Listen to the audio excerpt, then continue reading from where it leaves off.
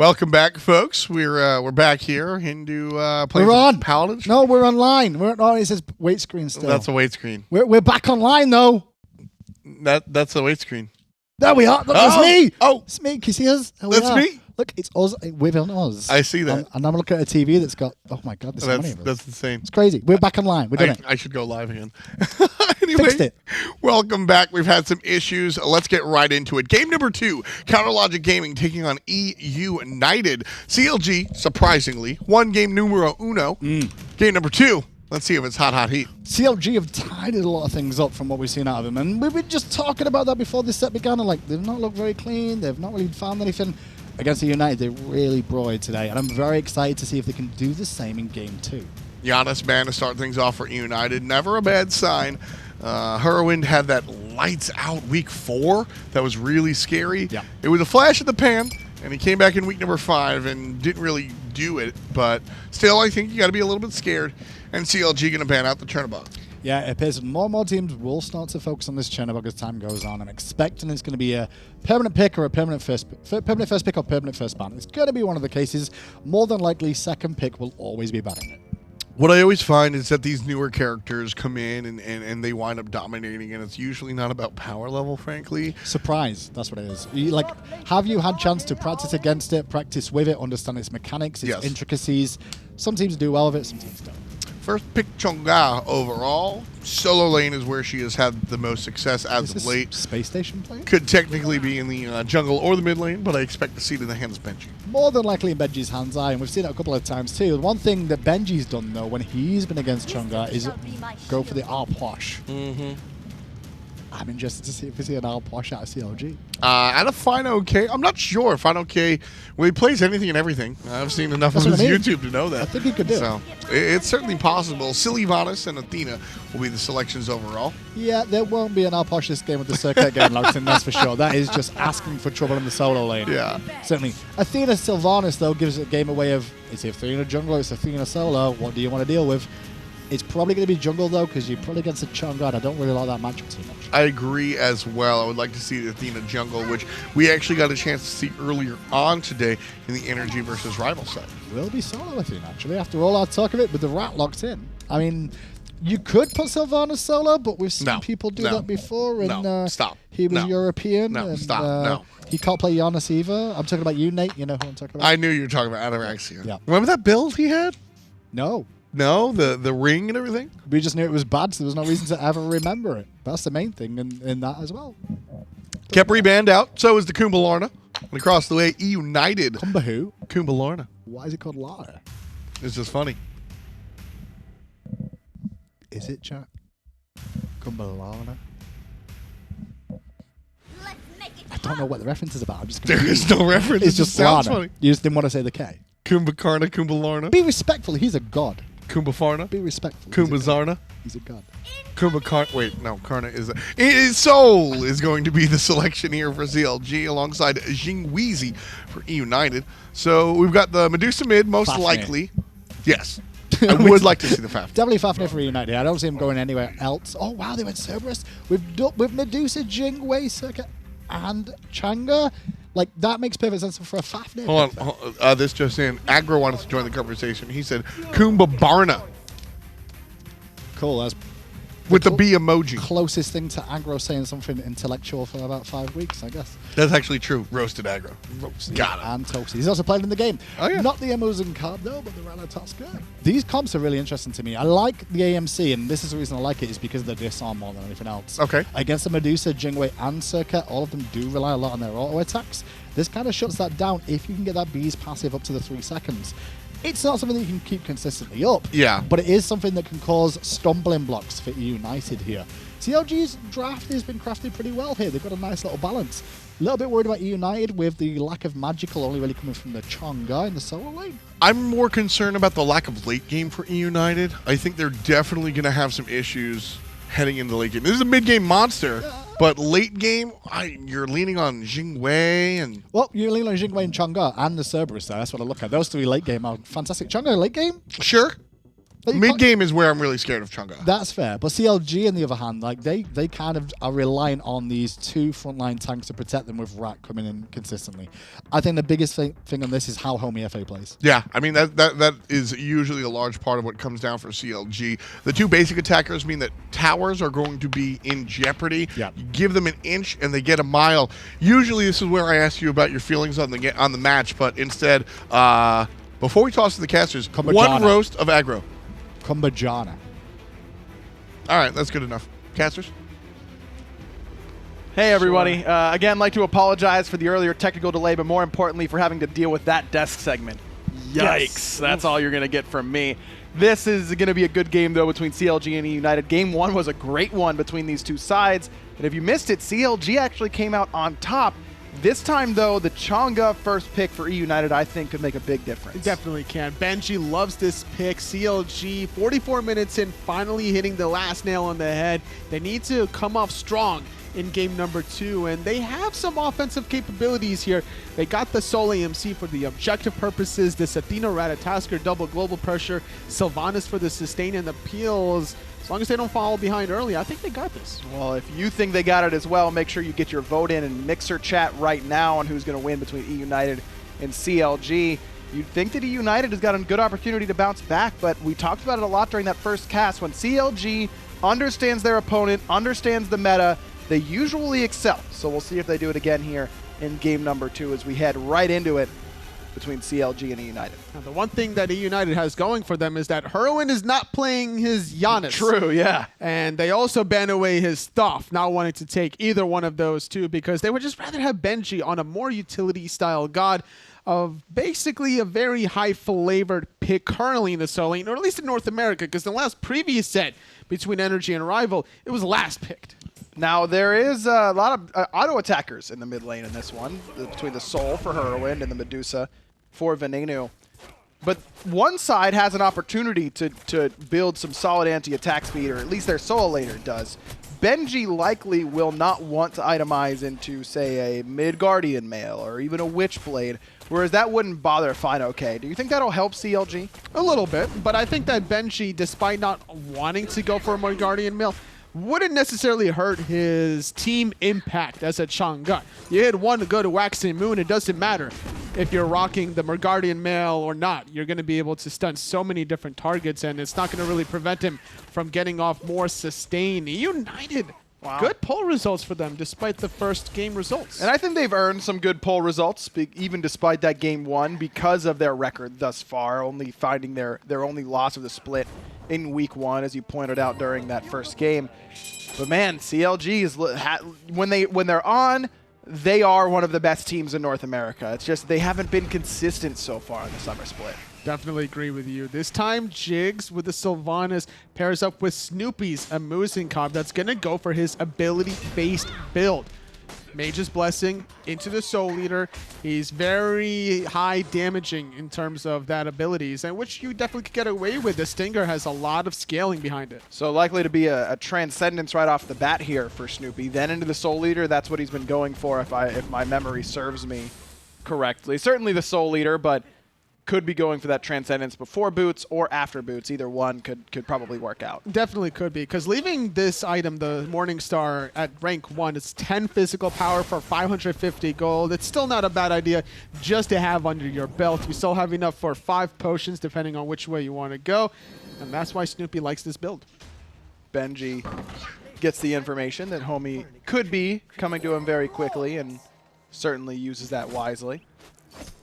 Being safe as the Chang'e in lane, so critical to its laning phase. And Benji, Aquarius, and fineokay have all had their moments where they just put on shows with this Chang'e and how to play safe in that lane. Snoopy and Jigz aggressing on this left-hand side. PandaCat tried to secure the purple buff, but couldn't do so. PBM pulled back in. No leap for him right away, but he will walk up to the wall and do it where he knows he'll be safe. Purple buff invade successful for CLG. That's really impressive that PBM understands that he has enough space to jump over that wall. Certain jumps have a smaller range than others, and Cerberus is one of those gods that doesn't have the on her or the Uller range of jumps, but still playing so many games, you understand all the little nuances of all the walls, including your own little purple buff, just to escape the clutches from the rotation of the Ratatoskr. Homie not quite level 5. Could have looked for a dual lane gank from that angle. Would have been very difficult to track, but without the level 5, going to be difficult to actually execute on that. Scream, on the other hand, has hit level 5.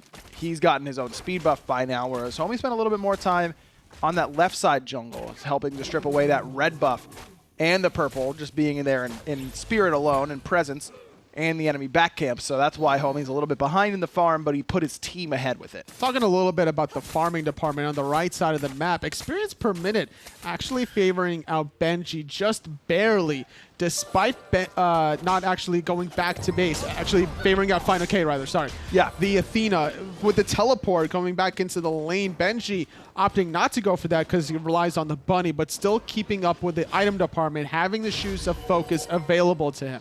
fineokay continues to at least try and fake Benji out. And it's those little things, the dashes forward at random times, even if Homie isn't really planning on ganking, that kind of condition your opponent to not panic when it does happen, and maybe that opens the door for a gank later on. I mean, you can attest to how much of a mental game the solo lane can be at times. Definitely. It's always a posturing game. It's like juking one ability, trying to hit out your own at the same time. That's why when Chang'e was popular in its infancy, it was a lot of Chang'e versus Habwas.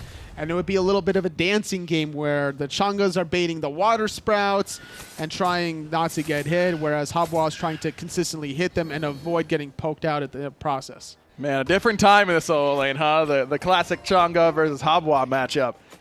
Bit of a thing of the past. Oh, yeah. Now it's mostly been warriors and guardians smashing against one another in the solo lane. But Chang'e, Aphrodite, even the Opwash as a response to those two has really come back into the meta in its own right. And I think it adds an interesting new wrinkle to that solo lane. I know a lot of people may not be stoked about healers being in that solo lane once again, but I think that having mages in that lane does add for a whole new dynamic in competitive play. Definitely, because you're able to make a different kind of impact in those mid games, whereas like a beefy target's just going to be a sponge for damage and give some back in return. This time you have some more utility, being able to heal up your teammates, being able to stun somebody to apply the last breath just like that. A Scream gets first blood on fineokay. That's about as easy as it gets for a first blood in the SPL. fineokay just not aware of where Scream was on the map, not enough team communication to provide that. Homie on a speed buff while Scream is close by, but was only checking the XP camp as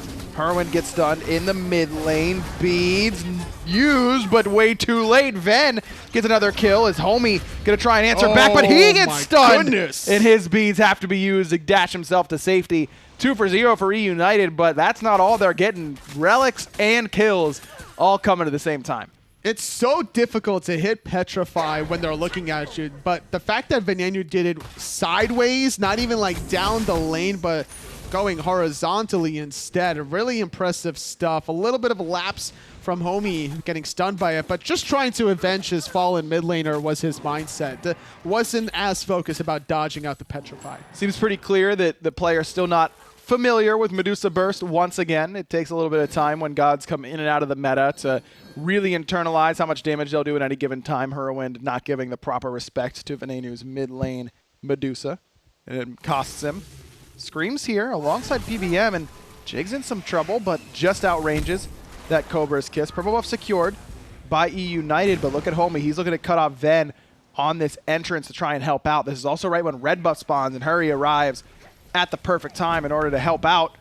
Red buff goes down for CLG. Snoopy retreating towards the mid lane because that's where the bulk of his team is, and eUnited accept their loss. Without Petrify, without the Stygian Torment, there's no real possible defense from eUnited.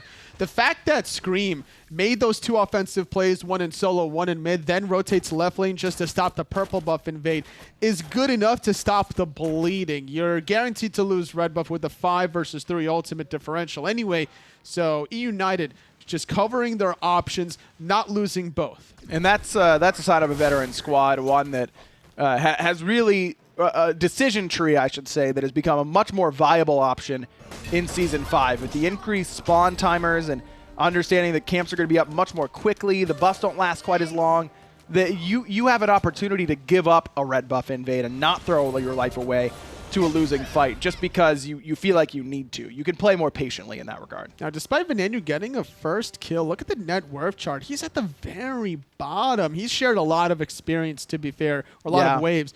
And that's as a result, he's just not been able to really extend his lead, which he should have, considering Hurriwind was the one to fall. PandaCat was actually able to invade, it looks like, on that left side. Maybe it was just PBM by himself, but I'm pretty sure PandaCat dropped purple and then let PBM pick it up. But either way, United get a buff for themselves on the left-hand side. If they can't secure their own, may as well secure the enemies. And you're right, Hurry has gotten himself a lead in that mid lane. Not a massive one, but a slight one in both net worth and experience so far. Screammmmm maintains his slight lead over Homiefe in the jungle. Both going for penetration options, both out of the Mace tree, but two different options. Jotun's Wrath for Screammmmm, Crusher for Homie. Why the difference here? Why the split between the two junglers? Now, Crush, it's all about the burst damage. Homiefe, when he makes his presence through the Cosmos, he wants as much burst damage as possible. He doesn't care about the 20% cooldown reduction, whereas Screammmmm is traveling the map by his own 2 feet. Doesn't have the same luxury of going through branches like the Ratatoskr does. So he's just going to be looking for those little nuance plays. Like, I'm going to throw a Cobra's Kiss to force a beat, and if I have 20% cooldown reduction, I can get it off more often. PBM crippled off that ult from Jigz and Snoopy combined to bring down PBM, and they make it look easy doing so. That AMC damage in the early game, man, no joke. And look at this, all 5 members of CLG here. Even fineokay has contributed now as he's going to look for the taunt onto Venenu. That chases the beads away from eUnited's mid laner. Screammmmm coming around the back, met by the Stellar Burst from Hurriwind, but Screammmmm and Ven get CLG away from the Gold Fury. They hadn't pulled it yet, but you could tell they were thinking about it. fineokay is just going to be looking for more dash taunts onto Venenu now that that bead's not available for another 140 seconds. Good pick onto PBM, but not going to really get much in response afterwards. Getting the left side mids is a good way to add a little bit of extra flavor to it, but it's not a Gold Fury, it's not a tier 1 tower. eUnited are still in a good spot to battle into this and defend any neutral objective with 5 members. Man, Benji is really high up there on the player damage charts right now, doubling that of the next highest player, 4,600 in comparison to fineokay, who's next on the list at just over 2,000. And a lot of that is the nature of the beast with Chang'e. You're clearing the enemy wave while they're standing in it a lot of the time. You're going to get some of that poke damage, but he's already seemingly taking control of this lane for the most part. PandaCat uses the beads. No ultimate for him. Stunned out by Homie. One more shot should do it, and that will notch CLG's second kill. PandaCat uses the agility when that can be his best escape if he just lets himself get knocked up. He needed to let himself get knocked up, and he died with 28 seconds respawn timer. I think he came back up the ultimate at 20 seconds, so unfortunate timing. Unfortunate timing for PBM that was in his own jungle. Another death for the young support out of eUnited. Man, some support on support violence so far in this one because Jigz has been ulting PBM every time and really making it work so far. Gold Fury this time, no one here to stop CLG. They'll get an easy one. Man, they are in a pretty decent spot now, but all that being said, I mean, the kills, the pressure, it all feels like it's in CLG's favor. Stop me if you've heard this one before. They're up in kills. They feel like they're in the lead, but the game is pretty much even so far. Very reminiscent of Game 1. It feels that way. With about of 1,000 gold lead, this is different a little bit because of the Gold Fury. Last time around, it was eUnited that was getting the Gold Furies when they were sacrificing PBM on 2 different occasions. But it's all about how Screammmmm can engage for eUnited to find some holes to exploit. The way he was able to kill fineokay, destroy Hurriwind in the mid lane. eUnited need more of that from their jungler. Now, they didn't really get a lot of that from their jungler in Game 1. You heard the Deaths bring it up. I mean, he had marginally more damage than PBM did in a nearly 50-minute game. I think that was a big reason why CLG was able to take Game 1. Certainly going to try and do a better job here in Game number 2. Benji is in trouble on this right-hand side. Waxing Moon lines up, but Homie was ready with the Purification Bead. Slow is there, but Meditation gets Benji back up. He's already up to half HP. fineokay going to tank this up. Knockup is good onto Benji, but this is taking a lot of time. And he's still alive. Benji dodges out the Supernova, still weaving and dodging his way through. Dip, duck, dip, dive, and dodge for Benji. He survives. CLG does not. A double kill for Venenu. And Benji's going to stick around and get some farm. I like that dodgeball reference. How much were you practicing that one? Haven't seen dodgeball in a little bit, but I've seen it enough in my lifetime. I'll tell you what. That's a classic right there. Fair enough for that one. Doing a great job avoiding all the wrenches being thrown his way. Can't say the same for PandaCat. A very delayed Aegis was afraid about the beehives that was about to be thrown, or the swarm that was about to be thrown afterwards, and the honey, but not wanting to overstep his boundary, Snoopy backs off, and with a nice defense, Benji allows his teammates more freedom to farm on the rest of the map with all the attention on his lane. Really spread it open now for eUnited as Scream is getting off to another good start this time around in the farm department. We talked about it already a little bit, but 1-0 and 2, a level up right now over Homie. And Homie escapes that gank, but fineokay does not. Hurriwind comes in and gets cleaned up, and the real problem is that we talked about Ven was sharing a lot of waves in the mid lane. He was a little bit behind Hurriwind. Well, he gets a double kill on that rotation. Now he's 3-0. He's building into a soul leader of his own, and once he finishes stacking that, he's going to be in a pretty solid spot. fineokay's got to use the ultimate here to give himself CC immunity to get out of danger from Scream, but did get the wave away with the proxy farm, so not all bad for CLG solo. And Scream could have applied some more damage over time if he really wanted to, but would rather hold that on for a rainy day instead. Goal Fury not due to respawn for another 2 minutes. United with a lot of freedom now without the Defender of Olympus on the opposite side. That also means that PandaCat can be aggressive onto Snoopy. Certainly has that opportunity. Snoopy has been pretty okay so far. No soul leader for him yet. You were talking about this is a build that he's been working on and maybe deviated from it. Didn't find a lot of success with it, but had some opportunities. Now the Crusher, which I think synergizes beautifully with AMC. Gives him everything he wants. Power, pen, attack speed, and easy to apply. Certainly with the Swarm and the Honey. Very easy to get that going. PBM in a bit of trouble, but not as much trouble as Hurriwind is. He'll receive the full kit from Scream. That'll chase out the Aegis and get Homie away from the enemy red buff, all at the cost of just one single last breath. And that's a great trade considering Scream has 20% cooldown reduction. That 90 seconds becomes about 72 seconds very easily. And you're comparing that to about 180-second Aegis out of Hurriwind. Yes, please, every time. I'll have 2 last breaths for your 1 Aegis. Now, Scream did expend the blink at the same time. No CDR will help him there. Only Relic Dagger or upgrading can affect that Relic cooldown timer, but still has an opportunity to blink onto Hurriwind without his Aegis available, given the opportunity. fineokay's taunt, not quite there because it got stripped away by that Magi's cloak. So did hit the mark onto Scream, but the bubble saved Scream's life. A lot of freedom for the Serqet jungler, which makes her so scary that she doesn't need to rely on a lot of damage. Most Serqets will build into a very resilient tree, going for the Mantle of Discord earlier than not, but not Scream in this game, opting to go for some crit potentially. Now, the Deathbane does apply some on-hit effects, and that's why crit, not a bad idea on her. No, plus Malice, the way that it works, Deathbane can apply that crit, as you mentioned, and Malice gives your next abilities after your crit 15% more damage. So if you crit on the first part of Deathbane, you still got 2 more zigs after the zag, you're in a pretty good spot. PandaCat is not. He has to airstrike away, but Snoopy's Stinger was just a half a second too late. So you end up getting, if you crit on the first one, your next 2 hits of Deathbane do 15% more each. But the crazy thing is, Last Breath is affected by this, and that's true damage that you can't really do anything about, and it applies the entire duration. So you don't have to wait and consistently crit in order to keep up that extra damage. 1 crit and it's in. And it's also the basic attack to pop all those poisons. There's even more burst damage potential for Scream if he can get that Malice completed before this next team fight.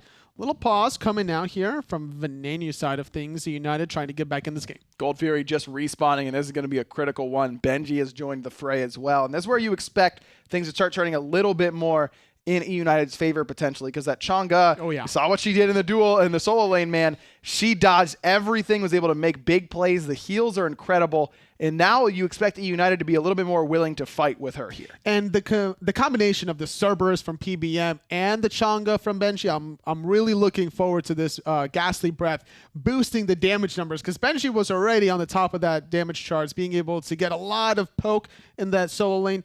and being able to turn around that gank. I'm expecting more dancing out of Benji. Certainly could be the case as we get ready to get back into game pretty soon here between eUnited and CLG. CLG took game 1 in an absolute slugfest, took nearly 50 minutes, and much of which they were in control for, but eUnited made a great comeback attempt. It was some individual heroics by Homiefe and Hurriwind that really earned CLG that victory, and one they desperately need at this point. They're sitting at 2-5 right now, 5th overall in North America. If they have any chance of making the summer land, this is a game and a set they really need to close out. Is focusing Benji the way to do that here? It's too late to focus Benji anymore, at least in this game. They need to look for the team fight win. Maybe try to keep him distracted in the solo lane and then use that Athena ultimate to force a 5-on-4 fight on the opposite side of the map. That's the strength of the Athena, the fact that you can get all the way across there faster. But Benji, a little bit too fast on the draw there, will make his presence felt in this next team fight. So we talked at the very beginning about how Benji likely can't go for things like Midgardian Mail or Witchblade as easily as fineokay can. So his decision instead, Lotus Crown helps him out with some extra physical protection, sure. But how about this upgraded shell? Instead of getting extra physical protection or slowing the opposition for their auto attacks, Benji will get that health shield and 2 block stacks with the immediately upgraded shell. I think this is the perfect remedy for these auto attackers on the other side. With Ratatoskr especially, that's going to be looking to dive in the back line. It's very important. And he's building into potentially more health with a Rod of Asclepius, so that'll synergize some more with not only a shell, but a little bit more with the meditation. Rod of Asclepius, a core item on Chang'e at all times, and the bunny delivers right on time on that delivery. Gets that Rod of Asclepius in there for Benji. The health, the movement speed, the power, the passive, everything about this item just screams Chang'e. And that's a big reason why she's so prevalent in the meta these days. This time Benji may have been pulled over to the right a little bit. That's where fineokay is, and I think his plan is exactly what you outlined, Totally. Keep pressure on this right-hand side, keep Benji locked into this lane as long as possible, and then use that Defender of Olympus to come over to the dual lane for the Gold Fury when necessary, though it doesn't look like it is quite yet. And if Benji's rotating to these team fights before fineokay, there's still no immediate threat where fineokay has to rotate. He can continue to look for the split push, get that 500 gold, maybe even go for 1500 gold with the tier 2 tower, and then still save whoever's the target with the Defender of Olympus, as long as he has the right angle and the pathing for it for the targeter, and that'll allow more gold under the pocket from CLG just to secure these split push towers. So fineokay he's a magical damage dealer, the Guardian, Athena, going up against a magical damage dealer in Chang'e in that lane, and a healer at that. You would kind of expect the Pestilence, but instead he went for the Genji's Guard. Now he needs to itemize against the double ADC of Venenu and PandaCat, which leaves CLG without a Pestilence for the moment. We can dive into that in just a little bit as CLG's diving into the Gold Fury, and just like that, it's already gone. The double ADCs make it work. Jigz will end up falling for it, make no doubt about that, but CLG walk away with the bigger objective. Looks like eUnited posturing to go towards the Pyromancer as some sort of trade in this regard, but maybe they can get the tier 1 on the way. Dead for 25 seconds without their support Sylvanus. This becomes trickier to hold on to the map. Huge advantage for eUnited despite losing the Gold Fury. They get themselves 500 gold with the tier 1 tower. They get a Pyromancer to give them more mobility after the fountain. Not going to risk it for the biscuit on the Fire Giant buff. Even with a one-person advantage power play opportunity, eUnited putting the brakes on. Really nicely done by eUnited, but CLG still on top for the moment. Script's kind of been flipped a little bit. eUnited now with a 1 ahead in kills, but down in gold thus far. Experience, just based on the levels of each individual player, look fairly even. Semi-surprisingly, it's CLG who's in the lead in experience right now, about 2,000, and I say that because Benji is the first one to 20 alongside Snoopy, and I guess that's where that disparity comes from for CLG. This is the dual lane mostly. fineokay. Could be in some trouble, but nah, okay. He's fine. Okay.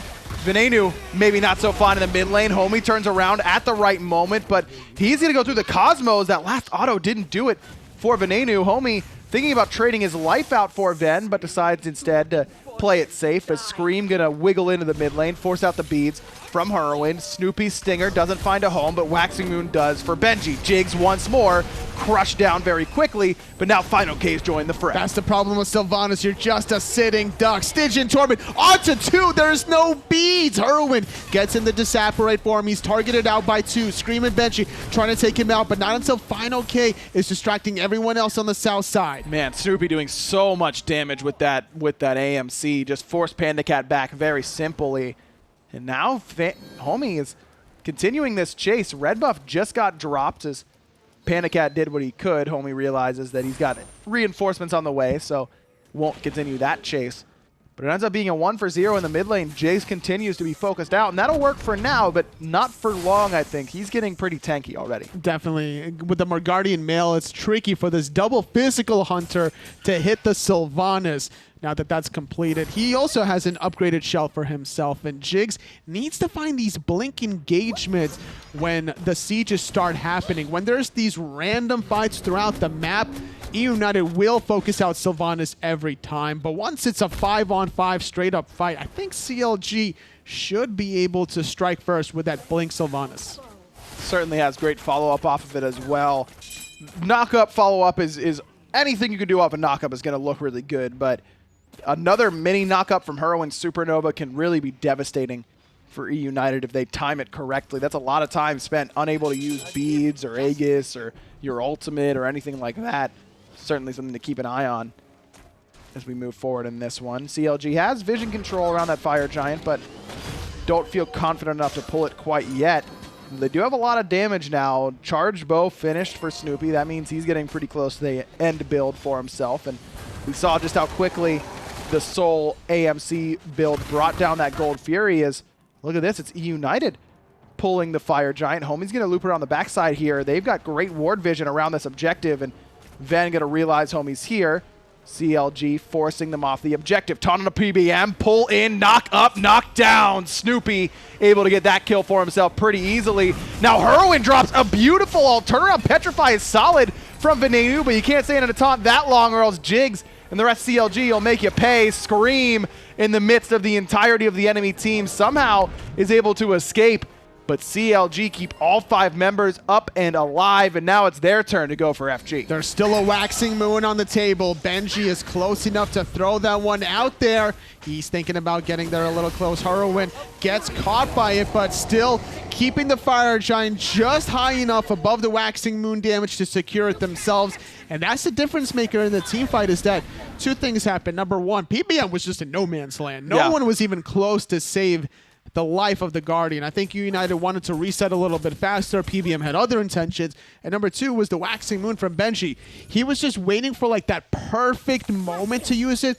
But in certain team fights, there will never be that perfect moment. Right. There needs to be communication of like, who's the primary target that you want to take out? Commit the Waxing Moon to that target and see what happens. Is hitting only one person with Waxing Moon in team fight a failure in that regard? Or, no. or sometimes using it on just one okay?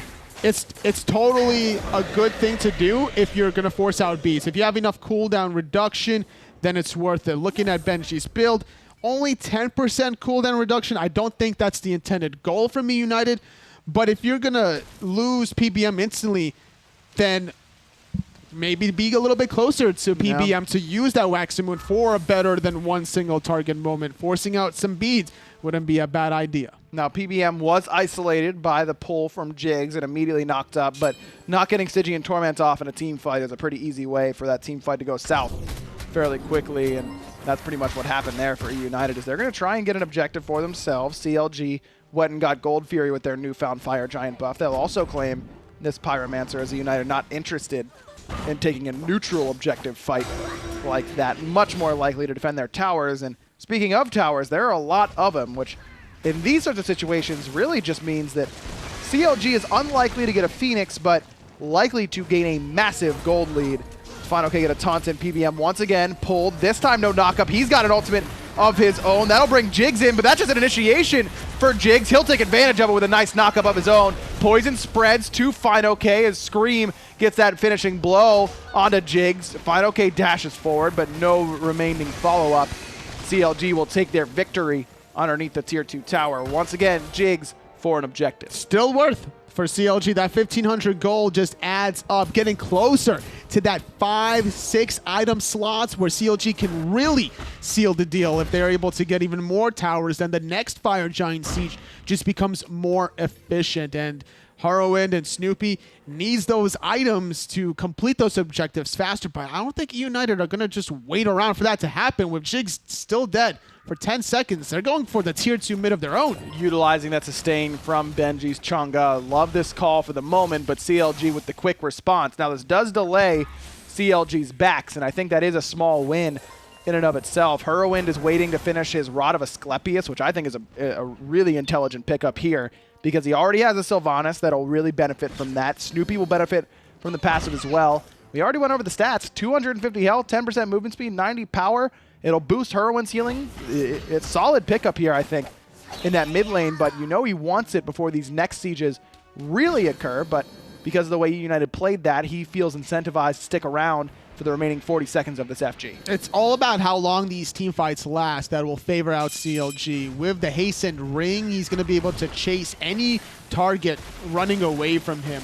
The heals coming from Jigz, not Chang'e level from Benji, but it's still present. Trying to get some CC disruption to set up that Stone of Binding for the more penetration allows Hurriwind's basic attacks to just hit even harder. Now, the one thing I am looking at Hurriwind's build is he's lacking a little bit of penetration. Yeah. And this is where that last item slot becomes so important once he sells that Hunter's Blessing. Very much so. Likely to be an Obsidian Shard or something along the same lines. Or he could commit to just going to full damage. Could be something a little bit more like a Rod of Tahuti, a Soul Reaver. I mean, Benji isn't your traditional Soul laner, so you may not need Obsidian Shard. He doesn't have any really dedicated magical protection items. Now, does have some magical protection in his kit per level. He's already level 20. He's not getting any tankier there.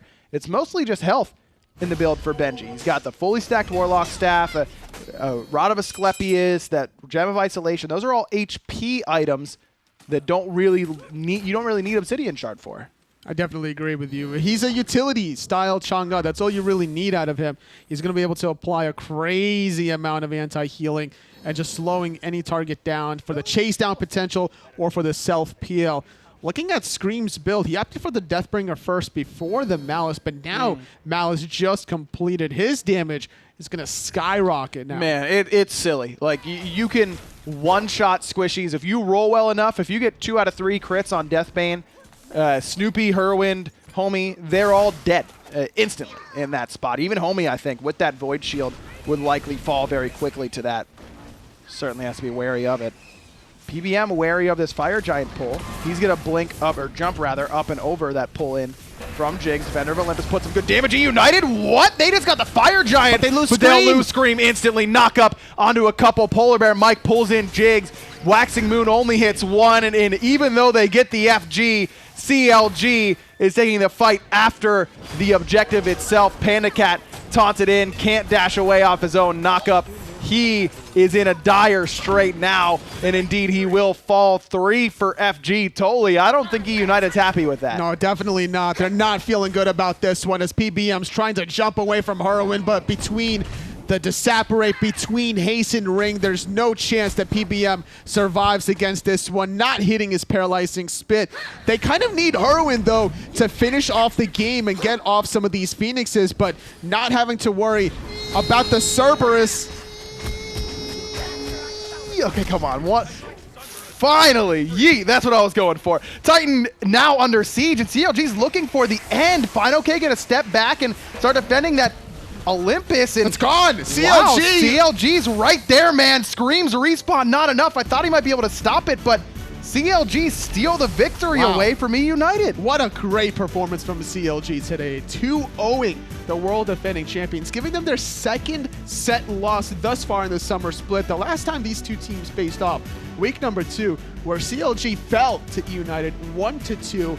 This time winning it 2-0 very cleanly in game number 2 compared to the 44 slugfest in game 1. Look, eUnited make the choice to defend that Fire Giant. I don't have a problem with the defense necessarily. They were down about 8,000 to 9,000, which is certainly sketchy defense territory, but they didn't have any Phoenixes down I don't hate the call. It's just that CLG took advantage really well. Definitely. Venenu, they were all clumped up together for all these abilities. Stellar Burst Supernova from Hurriwind. Yes, just huge. chonked everybody from eUnited and allowed the chase down to happen. PBM separated himself from the rest of his teammates.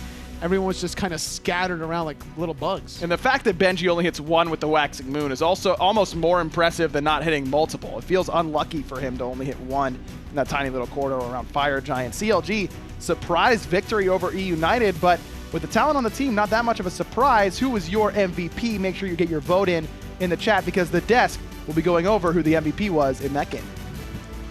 Thanks a lot, folks. Apologies for the technical difficulties that we had earlier, and apologies for that cast you had to listen to. Yikes. Gotcha!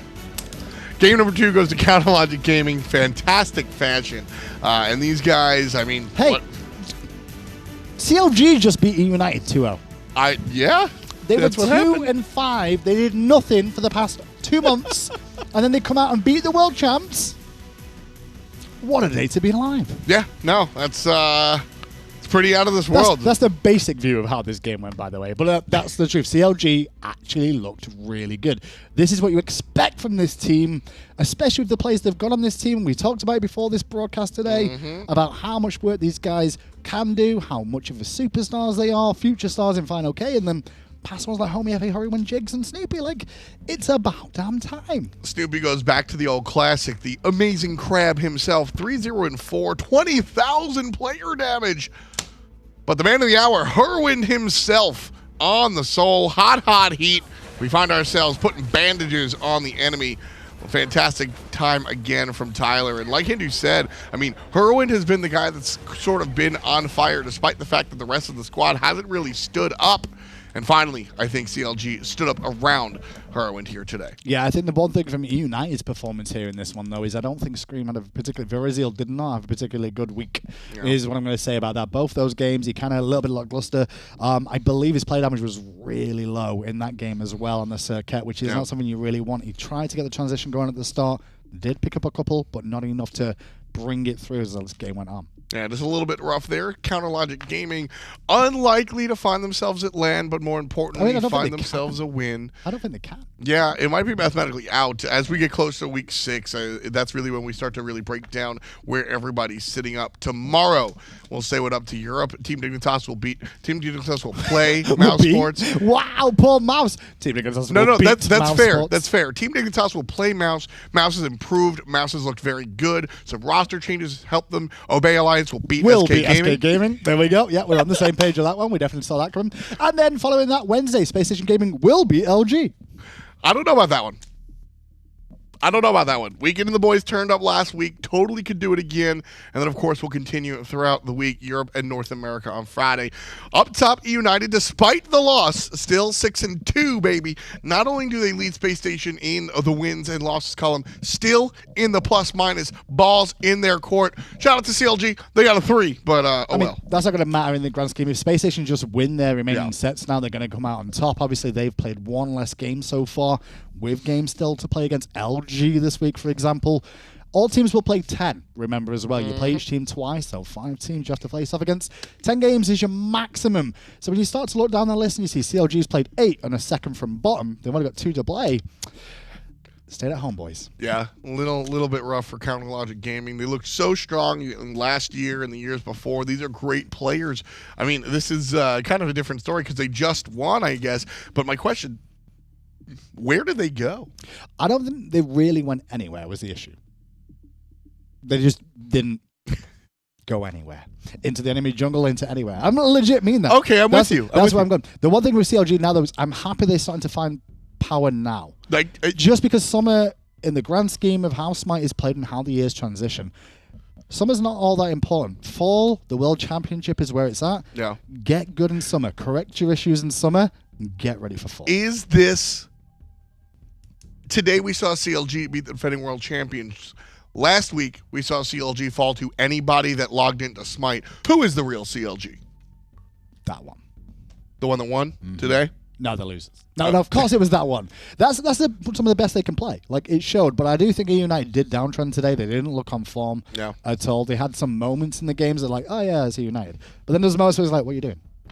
Definitely had some moments right there, but Counterlogic Gaming catching lightning in the bottle, taking 2 games above eUnited. Let's take a look at the rest of the summertime and what's going on here. Shouts to the Fresh Prince. Monday through Friday, we will see SPL. Today's our mix and match day. Tuesday through Friday, we alienate or we isolate each and every region, and we say what up to the global series as well. Monday, baby, Esports Weekly.